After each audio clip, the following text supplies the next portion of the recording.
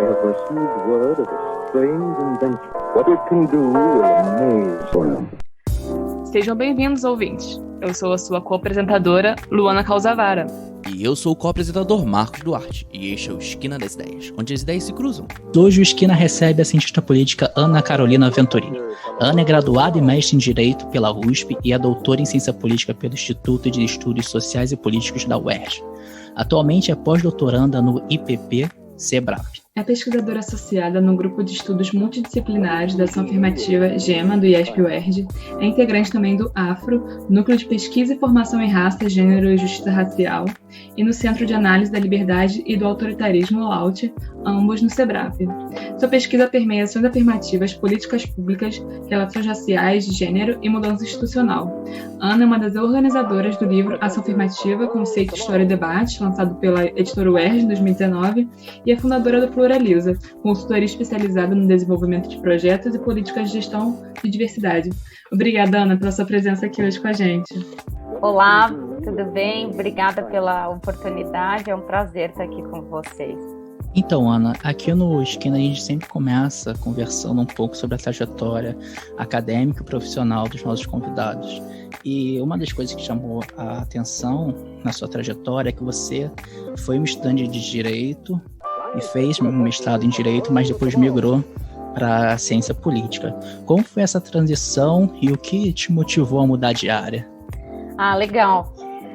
Assim, foram vários motivos, né, que desencadearam essa mudança, né, de área, mas isso já começou, assim, mais ou menos no meio do meu mestrado. Eu já estava com essa ideia de tentar ir para ciência política, porque quando eu comecei a estudar ações afirmativas no mestrado em Direito, a minha ideia era tentar olhar para constitucionalidade da política, argumentos relacionados ao debate constitucional, né? Então, tem alguns teóricos que fazem essa discussão sobre política, se elas são ou não constitucionais e se elas são compatíveis com os princípios e os valores da Constituição, e essa era a minha ideia inicial. Só que na época da minha qualificação, o Supremo decidiu a DPF 186, e eu falei assim, se o Supremo já decidiu, né, tipo, não tenho muito mais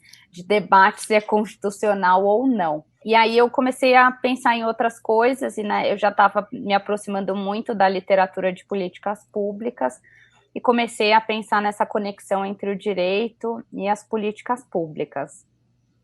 E aí, no final do meu mestrado, assim que eu depositei, eu mudei para o Rio de Janeiro e comecei a ter muito contato com o João Ferri Júnior, que depois virou meu orientador, com o GEMA e o IESP, e aí fui entender como é que era o processo seletivo e falei, acho que seria legal ir para a ciência política, ter esse outro olhar e analisar as ações afirmativas agora na pós-graduação, olhando uma outra literatura que eu também não tinha tanta familiaridade no direito. Então, foi mais ou menos esse o processo. Foi até interessante, porque quando eu fiz o processo seletivo do IESP, a Argelina Figueiredo estava na banca, né, e eu não sabia. E aí, quando eu entrei e vi a Argelina, assim, eu congelei, e eu falei assim, nossa, não vou passar. Foi horrível. Eu fiquei pensando assim, não passei, foi horrível, né, e tal. Porque só tinha, Fabiano Santos, a Argelina, e eu fiquei assim, estava vindo de outra área completamente diferente. Mas aí no final eu passei, deu tudo certo, mas foi mais ou menos por esse motivo assim, que eu mudei, que eu queria realmente olhar as ações afirmativas enquanto políticas públicas e não mais sobre só com a discussão teórica dos argumentos, do debate constitucional. E como você acha que a ciência política conseguiu te agregar para entender melhor a temática de ações afirmativas no Brasil? Tá. Acho que assim, a transição, né, a mudança para a ciência política me ajudou de várias formas. Eu acho que o primeiro, na questão assim, de amadurecimento enquanto pesquisadora, né, mas eu posso falar isso depois, mas eu acho que o principal foi eu ter mais contato, assim, um contato mais intenso com a literatura de teoria política contemporânea, né? Então, as discussões sobre mérito, igualdade de oportunidades me ajudaram bastante a pensar sobre o meu objeto, sobre as ações afirmativas, principalmente na pós, né, que é um ambiente que tem uma discussão sobre mérito muito forte. E eu acho que eu consegui aprofundar bem mais essa parte esse contato com a literatura de políticas públicas, né? Então, desde estudar o ciclo da política, as discussões se a gente encaixa ou não no ciclo, se é uma ferramenta útil ou não, pensar no ingresso na agenda decisória do governo, das universidades, e nessa parte de formulação e implementação de políticas, né? Então, eu acho que isso me ajudou bastante a trazer esse outro olhar para as ações afirmativas. Mas eu acho que o principal, assim, da minha mudança foi o aperfeiçoamento metodológico, né? Porque no direito, pelo menos onde eu fiz graduação e na época que eu fiz, a gente não aprendia metodologia, né? Tipo, a aula que tinha de metodologia era basicamente aprender a usar as regras da BNT para trabalhos. E aí no IESP eu comecei a ver um debate muito intenso sobre metodologia e até pensando na minha própria pesquisa, fui estudar, me aprofundar sobre isso. E fui fazer vários cursos, né? Então, eu fiz cursos na Escola de Inverno do IESP, na Summer School da IPSA, na USP, fiz cursos online, fui atrás de cursos quando eu fui fazer o doutorado de sanduíche nos Estados Unidos. Então, eu acho que isso foi, assim, o principal, sabe? Eu ter esse olhar metodológico para ver se realmente a metodologia que eu estava adotando fazia sentido e ia ser suficiente, capaz de responder a pergunta que eu tinha. Que era uma coisa que no direito a gente tinha um debate muito mais teórico, né? De valores, de princípios, que não se adequava mais àquilo que eu estava olhando naquele momento. Então, isso eu acho que foi o principal benefício da minha mudança, e acho que eu amadureci muito, assim, enquanto pesquisadora durante o doutorado. Acho que é um processo, né? A gente vai continuar amadurecendo, mas eu acho que o doutorado foi fundamental para mim nesse sentido. Interessante. Aproveitando um pouco o que você acabou de falar rapidamente sobre seu doutorado sanduíche, como foi essa experiência em estudar nos Estados Unidos, em Harvard, por um período? O que isso te agregou? E o que te ajudou a pensar melhor as questões afirmativas, de políticas afirmativas no Brasil? Ah, legal. Não, esse é um ponto, assim, que eu gosto sempre de falar, assim. Eu fui para Harvard logo depois da minha qualificação, né? Eu qualifiquei no meio de 2016, e aí no primeiro semestre de 2017 fiquei fora no doutorado de sanduíche, e fui para o departamento de ciência política, né, de Harvard. E assim, eu acho que a primeira coisa que me ajudou muito lá, e era uma coisa que alguns professores do IESP já comentavam, mas que eu acho que o período fora contribuiu bastante, foi uma questão de eu questionar a literatura, sabe, que eu estava usando. Porque antes tem uma professora do IESP, a Sam Romanelli, que ela dava a disciplina de teoria política contemporânea com o João Feres, e os dois falavam que eu tinha um olhar muito de deferência, assim, tipo, para a literatura, parecia que eu sempre estava concordando com eles. E esse período lá nos Estados Unidos me ajudou bastante, porque eu fiz algumas disciplinas lá e eles incentivavam bastante a gente a ter esse olhar de questionar o que os autores estavam falando. Então, assim, será que você concorda mesmo com esse argumento deles? Será que esse argumento faz sentido pensando na metodologia que foi utilizada e tudo mais? Então, isso foi bem rico para mim. E eu acho, assim, pelo menos para mim, assim, que não fiz a graduação nas ciências sociais, ciência política, foi interessante ver tipo, estar perto de tantas referências, né? Porque em Cambridge, onde fica Harvard, tem Harvard e o MIT também. Então, assim, eu pude fazer disciplinas com autores que são, tipo, super famosos, referências, alguns dos autores que eu uso, né, na tese. Então, isso foi bem legal. E e ver a abertura deles para troca, sabe? Tipo, isso foi uma coisa que me chamou muito a atenção. Muitas vezes aqui no Brasil eu mando às vezes e-mail para professores, para colegas, para perguntar coisas, chamar para entrevista, etc. e tal, e às vezes as pessoas não me respondem. Isso aconteceu muito durante a minha pesquisa. E lá não, às vezes assim, mesmo aquele professor que é super famoso, assim, super conhecido, você manda um e-mail, mesmo que ele não possa te ajudar muito, tipo, tá fora, tá num sabático, etc. Muitos me responderam e conversaram comigo, toparam conversar, ler o meu projeto e ouvir as minhas ideias sobre a pesquisa.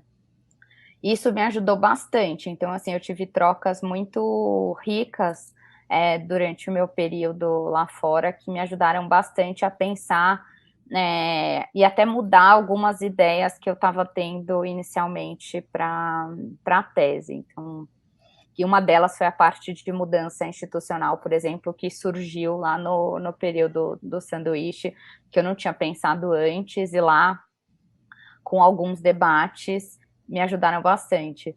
E uma coisa que eu acho que eu sempre digo para todo mundo, né, eu acho que assim, quando eu comecei a procurar, né, a universidade para ir, eu comecei a mandar e-mail para vários professores de várias universidades, e eu, assim, eu mandei para a professora Jennifer Rothschild, que foi a minha supervisora lá, e eu falei assim, nossa, não, ela é super famosa, chefe de departamento, você até parece que ela vai me responder, né, e aceitar me receber lá.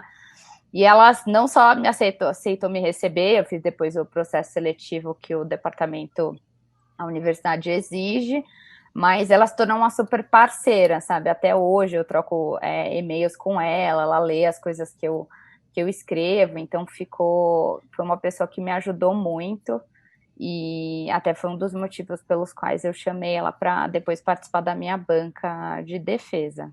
Nossa, que legal, Ana. Muito bom você escutar sobre essa oportunidade que você teve e como isso te ajudou, essa experiência lá fora, essas diferentes áreas e trocas. E entrando um pouco mais no seu campo de estudos, eu queria fazer uma pergunta sobre o conceito de ação afirmativa. Assim, é uma palavra que está no debate, no senso comum todo o tempo, e geralmente ela está sempre se referindo a cotas, né? Acaba na imprensa associando a ação afirmativa da cotas. Eu queria perguntar para você qual o conceito de ação afirmativas em si, e se ele vai para além de cotas, né? O que mais ele seria além da reserva de vagas? Assim, no senso comum, e até, tipo, se você for olhar para a mídia também, né, os jornais e revistas, etc., é muito comum a gente ver essa associação das ações afirmativas às cotas, né? Então, às vezes até quando me perguntam o que eu estudo, eu falo ação afirmativa e as pessoas falam assim, o que é isso? Aí eu falo, sabe as cotas? Aí as pessoas já entendem do que eu estou falando. Mas a ação afirmativa ela é muito maior, né? A ideia de ação afirmativa vai muito além da cota. A cota ela é uma modalidade de ação afirmativa, mas ela não as ações afirmativas não se restringem às cotas. A gente tem, por exemplo, aqui no Brasil, a gente teve as cotas, né, nas universidades. A gente teve universidades que adotaram uma outra modalidade, a modalidade de bônus, por exemplo, né, que a USP e a Unicamp adotavam uma modalidade de ação afirmativa, que os estudantes de escola pública, pretos, pardos e indígenas, tinham uma pontuação adicional no vestibular. Então, se eles tirassem, sei lá, nota 70, eles tinham, às vezes, sei lá, 10% a mais de bônus, ou um número fixo de pontos a mais, por conta de terem estudado em escolas públicas e da sua identidade. E tem outras políticas, né? No mercado de trabalho tem uma série de ações afirmativas que são adotadas e não necessariamente cotas. Então, elas, assim, tentando resumir, né, as ações afirmativas são essas políticas, iniciativas que tentam promover direitos, né, civis, direitos políticos, tem direitos culturais também em alguns países, para grupos que foram, ou ainda são, principalmente, alvo de discriminação. Então, a gente pode ter políticas relacionadas a gênero, sexo, casta, políticas étnico-raciais, deficiência, condição socioeconômica, tem vários aspectos que podem englobar aí as políticas de ação afirmativa. Mas aqui no Brasil elas acabaram ficando famosas pela questão da cota, mas até nos Estados Unidos, por exemplo, que é um dos países mais famosos, né, por esse debate, apesar de não ser o pioneiro, a pioneira é a Índia. Nos Estados Unidos eles não têm cota, né? A Suprema Corte dos Estados Unidos declarou que as cotas são inconstitucionais. Eles podem levar a diversidade em consideração num processo seletivo, então pensar num grupo de ingressantes ali, de estudantes que tenham uma certa diversidade em termos étnico-raciais, de gênero, região do país, e do mundo, condição socioeconômica, etc., mas eles não podem definir percentuais exatos de grupos que vão ingressar. Então, dizer assim, 10% tem que ser negros, 10% tem que ser mulheres, etc. Então, nos Estados Unidos, por exemplo, as cotas não são uma possibilidade, mas existem ações afirmativas com esse olhar da diversidade e outras políticas que eles têm criado para tentar ter mais diversidade ali no ensino superior, no mercado de trabalho e em outras áreas. Uma das coisas que aparecem bastante no debate de ações afirmativas é justamente se é uma coisa a ser tomada ou não, né?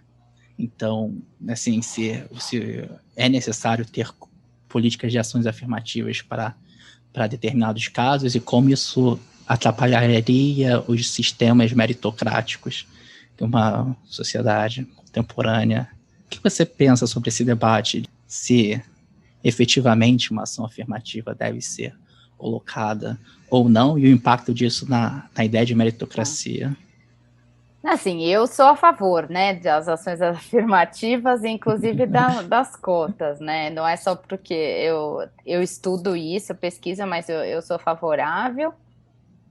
Eu acho que a gente tem que pensar que a gente está numa situação de muita desigualdade, principalmente pensando, por exemplo, na questão de gênero e na questão racial. Então, acho que para a gente conseguir chegar numa situação de um pouco mais de equidade num período mais curto de tempo, acho que as cotas ajudam bastante a gente conseguir alavancar esse processo, né? A gente tem outras políticas afirmativas, por exemplo, que nem o dos bônus que foram usados por algumas universidades. Mas as pesquisas que a gente fez no GEMA mostraram que esse tipo de ação afirmativa, ela proporcionava uma inclusão mais lenta. Ele incluía pessoas negras, pessoas indígenas, estudantes de escolas públicas, mas de uma forma bem mais lenta. A cota, ela traz essas pessoas para dentro da universidade de forma mais rápida, digamos assim. Então, eu acho que ela ajuda bastante nesse processo para a gente conseguir equilibrar um pouco a situação. A gente estava num cenário que a gente tinha um número muito baixo de estudantes negros nas universidades e também na pós-graduação. E se a gente continuasse naquela trajetória do jeito que ia, só pensando naquele argumento de precisamos trabalhar a educação básica primeiro para depois falar do ensino superior, a gente ia demorar uns 100 anos para chegar na situação que a gente está hoje, né? De que hoje em dia a gente já tem um percentual bem grande de alunos negros e de escolas públicas nas universidades públicas. Então, eu acho que a cota ajuda a acelerar esse processo. E eu acho que, ao mesmo tempo, ela não impacta a questão dessa ideia, né, da meritocracia, e eu acho que até uma das coisas que eu argumento na tese, eu acho que a ação afirmativa não é incompatível com a ideia de meritocracia, porque exatamente porque ela ajuda a tentar equilibrar um pouco esse ponto de partida, né? Então, a gente levar em consideração que estudantes de escolas públicas e estudantes negros, principalmente, eles partem de um patamar de oportunidades muito mais inferior e eles precisam de ajuda para conseguir chegar e concorrer por essas vagas no ensino superior, né? Então, a meritocracia, ela é uma ideia que ela pressupõe a existência de igualdade de oportunidades, de pessoas concorrendo numa situação igualitária. Só que o que a gente tem no país, no Brasil, é uma desigualdade tremenda, né, racial e de classe, e as pessoas não vão concorrer igualmente por vagas a hora que elas estão fazendo o vestibular, o Enem. Né? Você não pode comparar um aluno que vem que é branco, vem de uma classe alta, que tem apoio familiar, que não precisa trabalhar, que pode fazer cursinho, curso de inglês, reforço, etc., e várias outras coisas, e se dedicar só aos estudos, com um aluno que às vezes mora numa região mais periférica, demora, tem que pegar ônibus para chegar na escola, demora 2 horas para chegar na escola, está sujeito à violência, tem que trabalhar e conciliar estudo e trabalho durante o ensino médio para ajudar a família. Eles não vão concorrer em igualdade de condições, né? Então, a ação afirmativa, ela vem para tentar deixar essa equação um pouco mais equilibrada. Ela não resolve totalmente o problema. E um dos argumentos que eram muito usados é que a gente ia selecionar pessoas que não estavam prontas, por exemplo, né? Então, os alunos não vão estar prontos, vai reduzir a qualidade da universidade. Isso não é totalmente verdade, porque quando a gente tem a reserva de vagas, eles concorrem entre si, né? Então, os alunos daquela modalidade de ação afirmativa vão concorrer entre si por aquele percentual de vagas, os alunos da ampla concorrência pelas suas vagas, e você acaba selecionando os que estão no topo, né, os que têm as melhores notas dentro de cada grupo. Então, são pessoas que também atingem notas de corte altas, né, principalmente nos cursos mais concorridos, né, direito, medicina, publicidade, engenharia, etc. Então, você está pegando mais ou menos a nata dos cotistas, né, então você está pegando aqueles que têm realmente uma boa formação e vão conseguir acompanhar os cursos. E as pesquisas recentes que foram feitas em universidades específicas mostram que a diferença entre os alunos cotistas e não cotistas, depois que eles entram, eles têm ou rendimento igual ou muito próximo, né? Só em alguns cursos muito específicos que eles, às vezes, têm um rendimento inferior, mas muitas universidades têm oferecido cursos de apoio, reforço, para ajudar a suprir algumas deficiências, mas que não impede, não tem atrapalhado a conclusão dos seus cursos, por exemplo.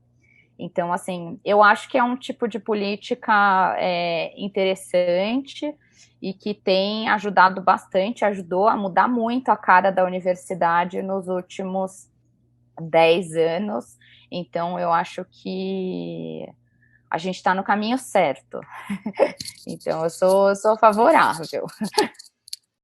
Então, Ana, eu gostaria de fazer algumas perguntas sobre a parte mais teórica, sobre o seu debate em políticas públicas e ação afirmativa. E um conceito que eu fiquei curiosa, que eu sei que você tratou na sua tese, que é sobre mudança institucional. O que significa isso? Ah, tá bom. Bom, a ideia de mudança institucional, ela aparece na literatura em vários autores do institucionalismo histórico, né? Então, James Mahoney, Peter Hall, Kathleen Thelen. E a Kathleen Thelen é a minha principal referência, ela é professora do MIT na área de ciência política, e a ideia da mudança institucional é que as instituições, elas passam, assim, grande período funcionando de uma certa forma, né, tem incentivos para funcionar dessa forma, e aí, de repente, assim, por alguns fatores endógenos e exógenos, elas acabam mudando um pouco dessa trajetória e atuando de uma outra forma. E essa literatura, ela não era muito abordada, acho que ela nem era abordada nas discussões sobre ação afirmativa, né, principalmente no Brasil. É uma literatura que é muito mais, os debates são muito mais na área de economia política comparada e políticas sociais, né, então reformas do Estado, políticas de saúde, e outras políticas, e ela é muito utilizada por autores nos Estados Unidos e na Europa, né? Então, comparando países europeus no pós-guerra, como eles lidaram com as suas políticas e reformas relacionadas a determinadas políticas sociais. E aí, quando eu fiz o sanduíche, né, nos Estados Unidos, eu tive bastante contato com essa literatura, e aí eu achei que seria interessante, né, olhar as ações afirmativas sobre a perspectiva da mudança institucional, pensando assim, por que os programas decidem criar ação afirmativa, né, já é uma mudança, né, dentro da dinâmica dos programas, e que tipo de mudanças a ação afirmativa gera dentro dos programas, né? E aí, assim, na tese, eu só olhei para o processo seletivo, né? Então, que mudanças que os programas fizeram nos seus processos seletivos para tentar tornar esse processo mais inclusivo aí para determinados grupos. Mas eu poderia olhar para várias coisas, pensar em dinâmicas realmente internas, como que o ingresso desses alunos mudou o programa, pensando assim, mudou os temas que eram discutidos no programa, as ementas dos cursos, provocou os professores a pensar sobre outros assuntos. Esse também poderia ser uma alternativa, mas não foi a alternativa que eu escolhi naquele momento.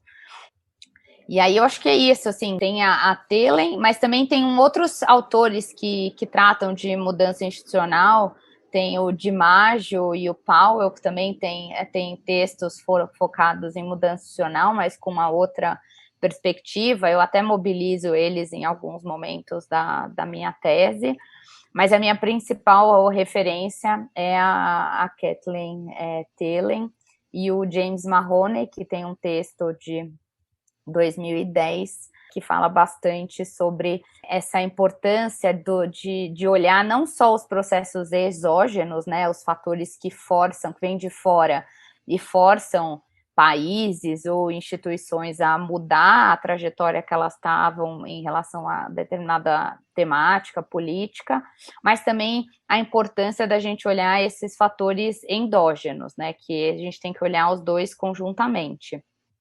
Porque no institucionalismo histórico, durante muito tempo, o mais utilizado era essa perspectiva da mudança exógena, né, dos choques externos que forçam as instituições a mudar. Então, por exemplo, uma guerra, uma calamidade pública, agora, por exemplo, a pandemia. Então, normalmente são choques assim muito fortes, muito intensos, que uma crise política muito grave, que fazem as instituições a mudarem essa trajetória.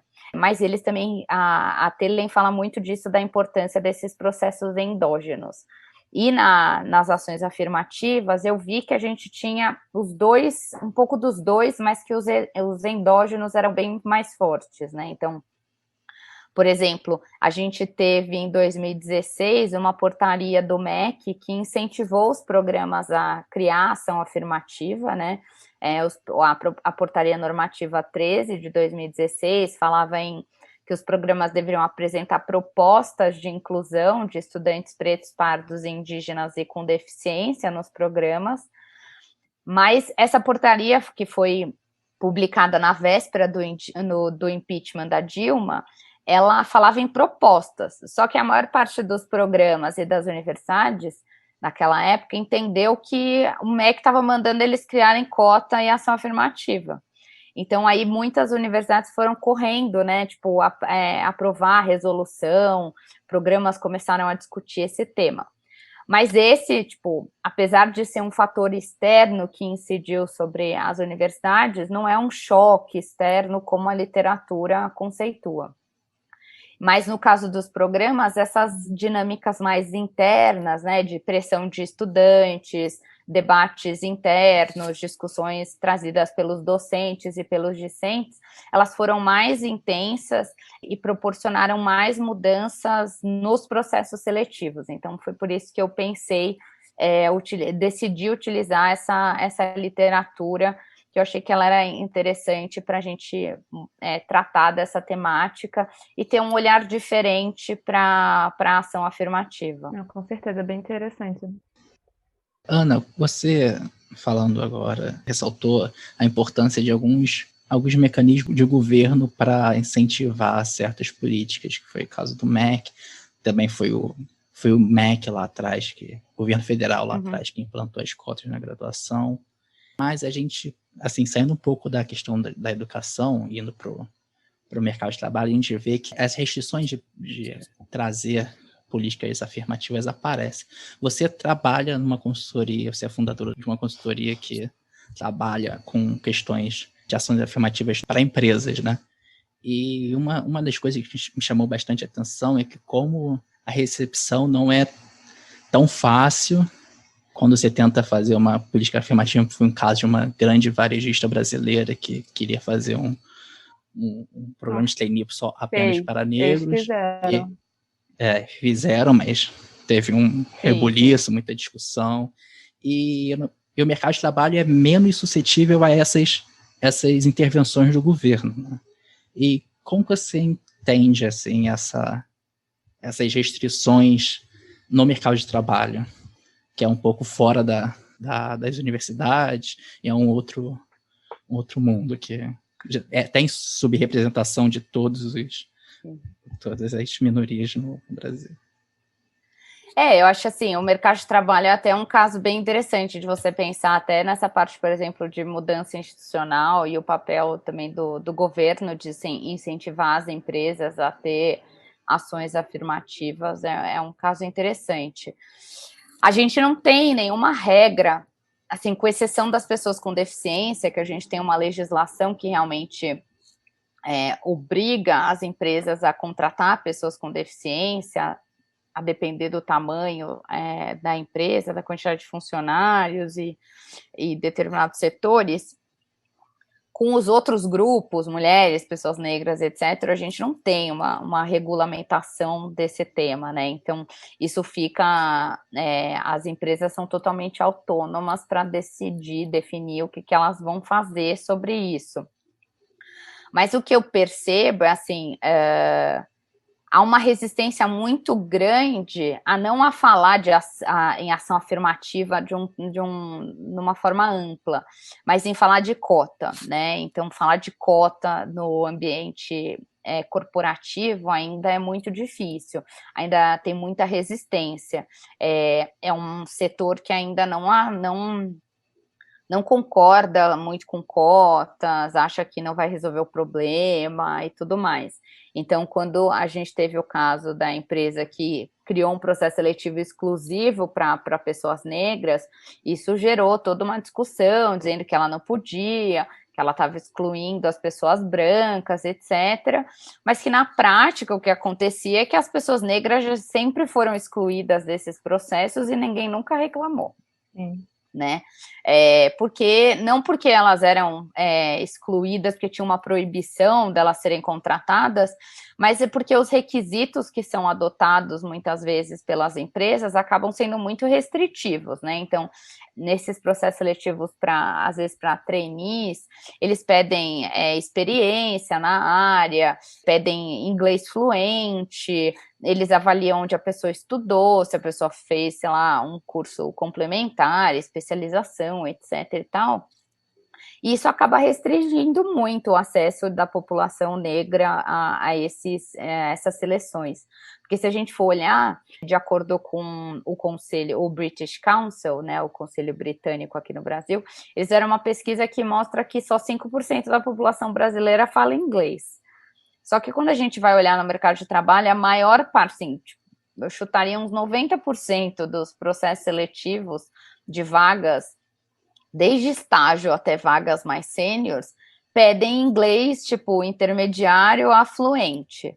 E aí isso exclui muita gente. Então, tem muita gente que é boa, que tem, às vezes, a formação técnica do que aquela vaga exige, mas não tem inglês fluente. Mas será que essas pessoas realmente precisam falar inglês para exercer aquela função que ela está sendo demandada? E esse é um tema que tem sido bastante discutido, né? Então, algumas empresas começaram a flexibilizar isso para alguns processos, né?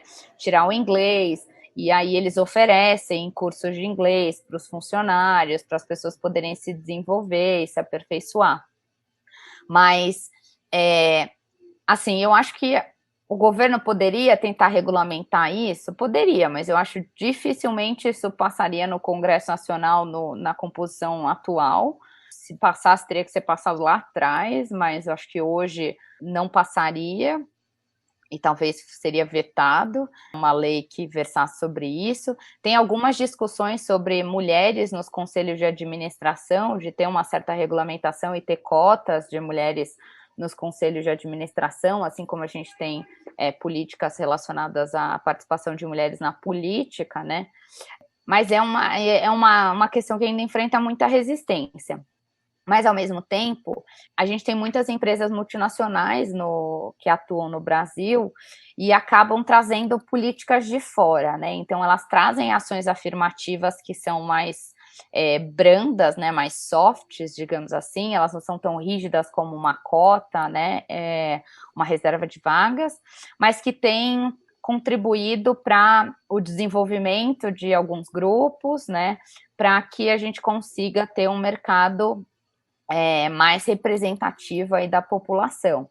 Então, tem muitas empresas multinacionais que têm metas globais de contratação de mulheres em posições de liderança, estão agora pensando na questão racial também, depois de George Floyd e tudo mais. Então, a gente está evoluindo, mas realmente são duas frentes, dois tipos de políticas muito diferentes, né? Então, tem muitas empresas que estão seguindo esse exemplo e fazendo agora processos seletivos exclusivos ou tendo um olhar mais para essa diversidade na hora do processo seletivo, abrindo mão de alguns requisitos que são muito excludentes, mas eu acho que ainda é um processo longo, assim, acho que a gente ainda está bem longe de um cenário aí de mais equidade, mas eu acho muito difícil o governo exercer um papel nisso. Eu acho que poderia incentivar, etc., mas eu acho que no contexto atual eu não vejo isso acontecendo. Eu lembro um tempo atrás, uma política assim, um pouco mais inclusive em relação à licença paternidade, o governo do estado, ela dava um tipo de isenção fiscal a empresas um pouco maiores, assim, né, para dar um tempo maior de licença paternidade, mas assim, né, ainda é muito pequeno, muito pouco, muito restrito, né? A gente tem uma política até federal, que é o Empresa Cidadã. As empresas que aderem ao Empresa Cidadã, elas têm esse benefício para ampliar a licença maternidade de 4 para 6 meses e a paternidade de 5 para 20 dias. Mas ainda está, assim, bem longe de um cenário ideal, né? 20 dias não é nada perto de 6 meses e o impacto que 6 meses tem na vida profissional aí das mulheres, que muitas vezes acabam voltando para as empresas e depois são demitidas logo em seguida. Mas tem algumas empresas, até por conta dessa pressão até externa e internacional, que têm alterado isso. Então, tem empresas que estão criando uma licença que é parental, então é 6 meses para homens e mulheres, e casais heterossexuais, homossexuais, adoção, etc. Tem outras que estão aumentando a licença paternidade de 20 para 40, 60 dias, e tem até algumas empresas internacionais que já têm licença de até quase 1 ano, que pode ser dividida pelo casal. Então, mas são experiências muito específicas. A questão da licença maternidade, eu acho que é uma das que seria fundamental a gente ter uma legislação mais atualizada, porque realmente 4 meses e 5 dias é um negócio assim fora do comum, mas assim, é alguma coisa, né? Pensando que a gente tem CLT, etc., que outros países a gente não tem proteções trabalhistas, mas ainda assim é muito pouco, né? Então, Ana, eu vou entrar agora um pouco mais na sua pesquisa própria. A gente está discutindo essa pesquisa um pouco o tempo inteiro, né? Mas assim, entrando na sua tese, algumas questões que a gente gostaria de levantar. Eu vou tratar um pouco inicialmente da sua metodologia, né? Porque eu acho muito interessante como você foi atrás e conseguiu analisar e varrer uma quantidade muito grande de editais para investigar essas mudanças que foram ocorrendo, né? Então, eu queria que você comentasse um pouco como foi esse processo qualitativo que você teve na pesquisa. Tá bom. Bom, né, como eu disse lá no começo, eu tinha zero formação metodológica, né, então, e quando eu entrei no doutorado, assim, a gente tinha um número de programas muito baixo, né, que tinha ação afirmativa, assim, dos que criaram autonomamente, dava para você contar nos dedos, e a gente tinha a UERJ, que é a Lei Estadual do Rio de Janeiro, que aprovou em 2014. Mas mesmo assim era um número pequeno, baixo de programas. Mas aí em 2016, quando veio a portaria normativa 13 do MEC, a minha vida mudou e eu percebi logo depois da qualificação que eu precisava realmente olhar os editais de todos os programas acadêmicos para realmente eu poder responder a pergunta que eu tinha, né? A minha pergunta de pesquisa, entender como e por que os programas começaram a pensar em ação afirmativa, como que foi esse processo. E também, nesse momento, eu percebi que, para conseguir responder a minha pergunta, só olhar os editais não seria suficiente, né? Que eu precisaria entrevistar pessoas, atores aí que eram relevantes nesse processo, para poder entender um pouco mais dessas questões mais causais, e traçar um pouco desse panorama nos anos em que a política foi criada. E aí, por isso, eu fui atrás de cursos de métodos qualitativos, né? Então, eu fiz cursos de entrevistas, fui aprender a mexer no NVivo, que é um software de análise qualitativa que eu uso, e aí, a partir daí, eu fui aprendendo e aperfeiçoando, né, a metodologia. E até depois disso, até durante a tese, depois da tese, eu fiz outros projetos de pesquisa envolvendo também métodos mistos, né? Um pouco de análise quantitativa e qualitativa. Então, com entrevistas, grupos focais, codificação de documentos. E até agora, hoje em dia, dou aula de entrevistas e NVivo no Sebrap Lab, o que até é interessante, para quem não sabia nada de metodologia, eu acabei gostando disso, eu vou sempre atrás para aprender um pouco mais. Eu acho que os softwares ajudaram, né, o NVivo, pelo menos, me ajudou bastante na organização da pesquisa, da parte qualitativa, porque eu acho que quando a gente tem um volume de documentos muito grande, que nem era o meu caso, eu analisei 2.700 e poucos programas, né? Tipo, era muito documento. O software ajuda para você sistematizar, organizar, identificar padrões na documentação. Então, para mim, foi bem útil. Mas, pensando assim, exatamente como foi, né? A parte de análise, né, dos editais, foi um trabalho bem chato, assim, não vou falar que foi legal, não, de coletar os editais, porque cada programa publica os seus editais no seu site, né, então tem programa que publica um edital por ano, tem programa que tem 2 processos seletivos no ano, e nem sempre depois que o processo seletivo acaba, o edital fica disponível no site. Tem umas universidades que têm um sistema, SIGA lá, que assim, é um sistema horroroso, que é muito difícil, assim, horroroso para o meu objetivo de pegar os editais. Acho que para fazer cadastro, essas coisas, deve ser uma maravilha, mas para pegar os editais era horrível, porque acabou o processo, o edital não está mais lá, não tem mais como você pegar. Então, foi um processo difícil e está sendo um processo difícil, porque eu estou pegando os editais do período posterior aí da tese, e então deu muito trabalho, você entrar no site de cada programa, pegar os editais, salvar, e aí olhar se tinha ação afirmativa ou não. Então, isso foi bem trabalhoso. Então, eu pegava todos os editais, eu contratei uma pessoa para me ajudar, porque eu falei, eu não vou dar conta de entrar em 2.000, quase 3.000 sites de programa sozinha. E aí a gente entrava no site, pegava os editais, depois jogava ele em pastas e a gente ia lendo para ver se tinha ação afirmativa ou não. E aí eu jogava os que tinham ação afirmativa no NVivo e fazia toda a codificação lá para ter uma planilha e depois poder transformar isso em gráficos, tabelas e outras coisas para usar na tese, assim. Então foi um processo, um processo chatinho, assim, que eu falo, às vezes eu olho e falo assim, nossa, eu estava muito louca quando eu resolvi analisar essa quantidade de editais, mas no final deu certo, mas realmente dá muito trabalho, assim, pesquisa qualitativa demanda realmente um processo de um tempo, né, para você analisar as informações, processar, fazer as análises.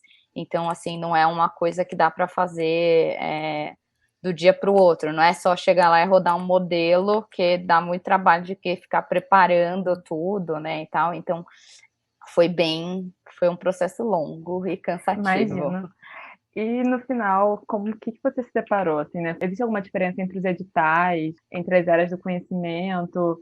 Qual as diferentes perguntas foram aparecendo? Como as universidades foram implementando? Você já comentou um pouco que algumas foram leis estaduais implementadas, teve a portaria em 2016.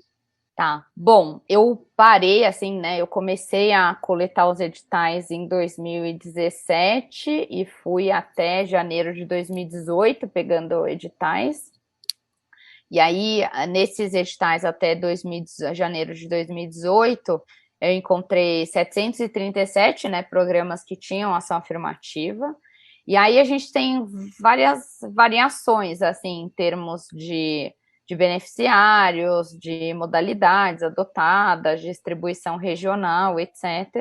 Mas eu vou tentar trazer, acho que as coisas que chamaram mais atenção, assim, que eu lembro, assim, de cabeça. Eu acho que a primeira coisa que me chamou bastante atenção foi essa diferença em termos dos beneficiários em relação à graduação, né, por exemplo. Na graduação, a gente tem os principais beneficiários. O principal critério para você ser beneficiário de ação afirmativa na graduação é você ter estudado no ensino médio na escola pública. Esse é o principal critério. E aí, depois desse critério, a gente tem as subcotas relacionadas à renda, né, renda familiar inferior a um salário mínimo e meio, e a questão racial e de deficiência.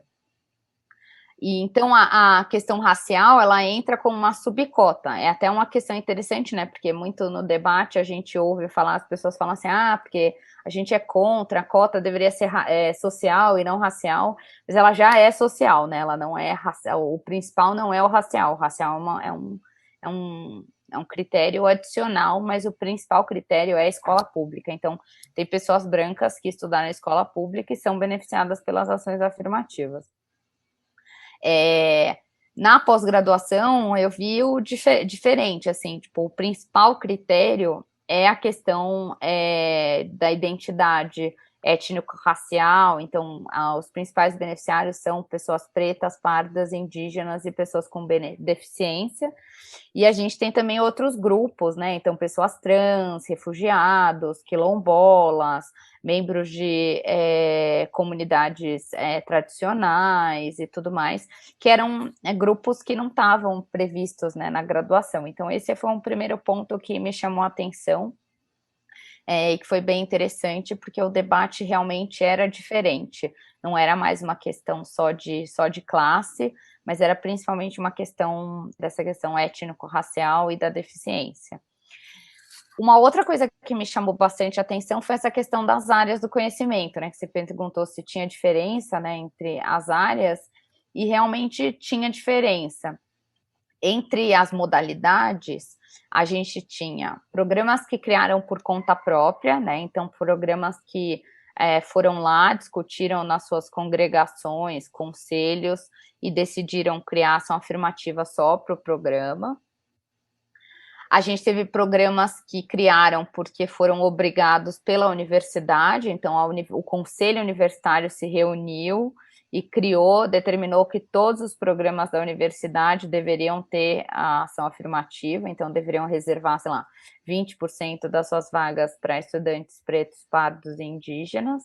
e a gente tem o caso do Rio de Janeiro, que tem a lei estadual de 2014. Né? Então, se aplica para as universidades estaduais, o ERJ, o ESO e o ENF.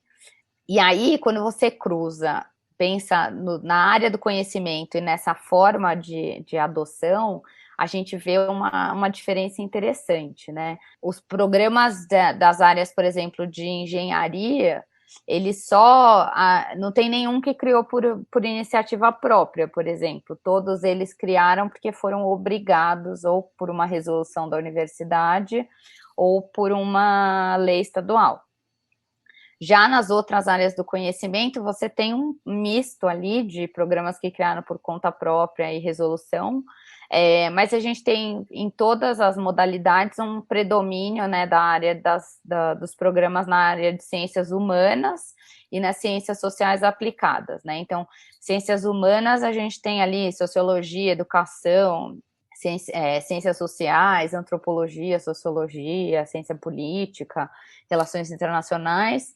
Ali nas ciências sociais aplicadas, a gente tem economia, direito, arquitetura, etc. Então, esses são os programas que mais criaram ação afirmativa e que principalmente criaram por iniciativa própria.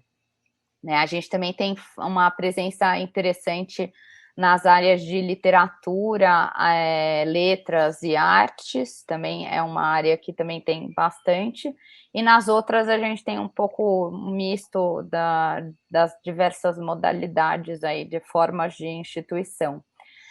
E isso eu acho que foi bem interessante, assim, lógico que eu esperava que tivesse uma resistência nas áreas mais duras, né, ciências exatas, da terra e tudo mais. Foi interessante ver isso realmente nos dados, de que alguns programas realmente só criaram porque foram obrigados. E nas entrevistas que eu fiz, isso ficou muito claro, né, porque eram áreas que têm uma resistência muito maior à ter ação afirmativa, por conta do debate sobre meritocracia, da questão do receio disso afetar a qualidade do programa, a nota do programa na avaliação da CAPES, né, porque esse era um ponto interessante, uma diferença bem interessante em relação à graduação e à pós, porque na graduação, o fato de ter ação afirmativa, lógico, poderia afetar a qualidade dos cursos, poderia, mas não afetou, mas não tem uma discussão tanto de recursos, né, que os cursos vão receber, né, então não tem uma discussão se a universidade vai deixar de receber recursos ou não. Na pós-graduação, a gente tem uma discussão muito forte sobre isso, né? A nota do programa, ela está diretamente relacionada à quantidade de recursos que o programa recebe, em termos de bolsas, de autonomia para lidar com os recursos, né? Então, os programas 6 e 7, eles têm mais autonomia para lidar com os recursos, eles podem eles mesmos fazer os seus cheques e pagar os fornecedores, reembolsar despesas dos estudantes, como, por exemplo, com apoio a participação num congresso, etc., coisas que os programas nota 5 para baixo não podem fazer, a universidade que controla os recursos. Então, os programas têm um receio muito grande da nota cair e essa quantidade de recursos diminuir, e também o status, né, lógico, deixar de ser um programa reconhecido pela sua excelência e tudo mais. Então, esse foi um debate interessante, de ver a diferença, né, desses argumentos entre os programas das diferentes áreas. Isso foi uma coisa bem legal, assim, de ver, e que foi isso, se eu só olhasse os documentos, eu não ia perceber, eu ia perceber que tinha essa diferença de forma de instituição, de programas com ou sem ação afirmativa nas respectivas áreas e notas da CAPES, mas entender esses argumentos eu só consegui fazendo realmente as entrevistas. Poderia ter entrevistado muito mais pessoas, mas foi um desafio muito grande conseguir as que eu consegui, porque os programas não eram assim, nossa, vamos lá, Ana, vamos lá que eu vou fazer a entrevista com você. Eu fui toda feliz e inocente, falando assim, tipo, cara, os caras também são pesquisadores, eles vão topar dar entrevista para mim, né? Não. Mas assim, eu recebi muitos nãos, muitos muitos programas nem me responderam, e eu tive que ficar sorteando programas várias vezes, assim, em algumas áreas, para conseguir realmente fazer uma entrevista com cada área, programa de cada área, com ou sem ação afirmativa, né? Então, esse foi um desafio. Eu tenho até uma colega que fala que eu tenho que escrever um artigo só para contar A jornada. essa experiência, porque foi bem difícil. Teve programa também que desistiu no meio do caminho, eu fiz a entrevista e depois eles mandaram um e-mail falando assim: Ana, mudamos de ideia, não autorizamos você a usar essa entrevista na sua tese. Eu ficava assim, nossa senhora, e agora, né? Tem que correr agora de novo para entrevistar outro programa dessa área do conhecimento. Mas acontece, né? Tipo, é entrevista, a pessoa tem a possibilidade de desistir mesmo, então, mas foi assim, fiquei desesperada, assim, meu Deus, de novo, agora eu tenho que correr atrás dessas pessoas de novo, mas deu certo. Então, Ana, como última questão, eu queria perguntar para você um pouco sobre os efeitos. As cotas na graduação, elas começaram a ser implementadas no Brasil, em algumas poucas universidades, no começo dos anos 2000, e depois elas se ampliaram com o SISU, Enem, ali por volta dos anos 2010, 2012, né? Já na pós-graduação não, né? Elas são bem mais recentes, talvez nem 10 anos. E como você mostra na sua pesquisa, ela ainda não é amplamente aplicada, né? Não cobre todos os programas, não chega nem perto disso. E como você comentou anteriormente, a política de cotas tem um efeito mais rápido, né? Em 2019, pela primeira vez, a população negra se tornou maioria no ensino superior brasileiro. Eu queria saber de você se você já consegue observar algum desses efeitos na pós-graduação também. Olha, ainda não, porque a gente não tem dados, né? Assim, ainda mais que a gente não teve censo, né? Então ficou difícil de ter um número atualizado da quantidade, por exemplo, de pessoas que têm título de mestrado e doutorado, por exemplo.